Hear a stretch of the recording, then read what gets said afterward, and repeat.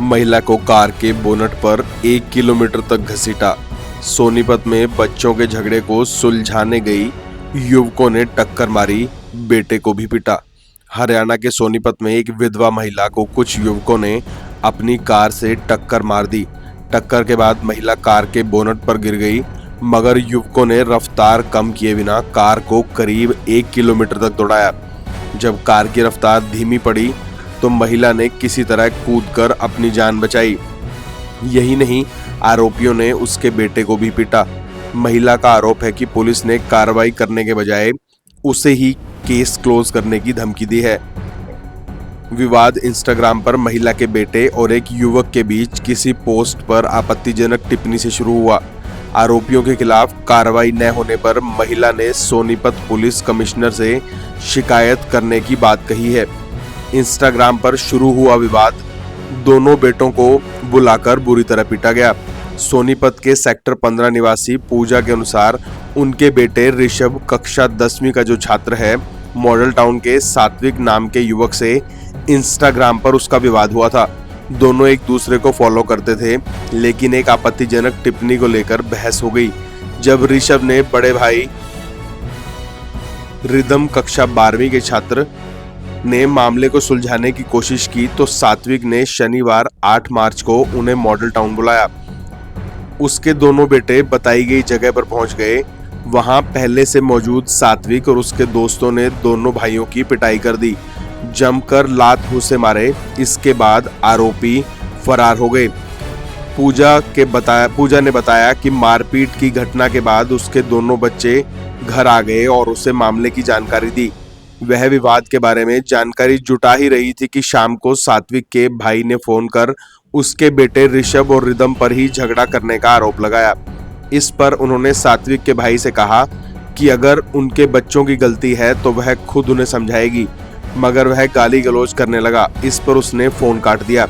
इसके बाद रात करीब 1:30 बजे सात्विक के पिता ने फोन कर गालियां दी और जान से मारने की धमकी भी दी। पूजा ने बताया कि रविवार 9 मार्च को उसका बेटा ऋषभ दूध लेने के लिए सेक्टर 15 की मार्केट गया था। दूध खरीदने के बाद वह डीएवी स्कूल के पास अपने दोस्त का इंतजार कर रहा था। तभी सात्विक अपने दोस्तों के साथ कार में वहां आया और ऋषभ पर हमला कर दिया।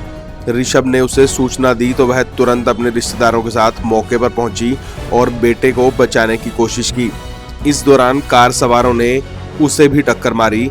वह असंतुलित होकर कार के बोनट पर गिर गई, मगर आरोपियों ने उसे इसी अवस्था में 1 किलोमीटर तक तेज रफ्तार में कार दौड़ाई। इसके बाद स्पीड थोड़ी धीमी हुई तो उसने किसी तरह कूदकर अपनी जान बचाई। उन्होंने बताया कि यह घटनाक्रम चल ही रहा था कि सात्विक के परिजन दूसरी कार में वहां आ गए। उन्होंने दोबारा उनके बेटे ऋषभ पर हमला कर दिया। आसपास के लोग आए तो आरोपी फरार हो गए। इसके बाद उसका पूरा परिवार सिविल अस्पताल में MLR कटवाने गया, मगर वहां भी सात्विक के परिजन पहुंचे और गाली गलौज कर धमकी देने लगे।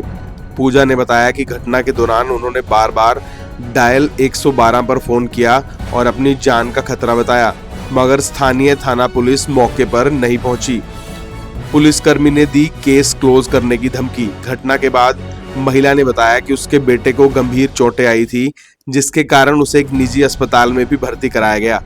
इसी दौरान पुलिस लाइन से किसी पुलिस कर्मचारी का फोन आया और उसे थाने बुलाया गया। उसने पुलिस से कहा कि उसका बेटा अस्पताल में भर्ती है और उसे चक्कर आ रहे हैं, इसलिए वह अभी नहीं आ सकती। इस पर पुलिस अधिकारी ने कहा कि अगर आप नहीं आएंगी तो केस क्लोज कर दिया जाएगा। महिला ने आरोप लगाया कि पुलिस की तरफ से मामले को रफा दफा करने का दबाव बनाया जा रहा है।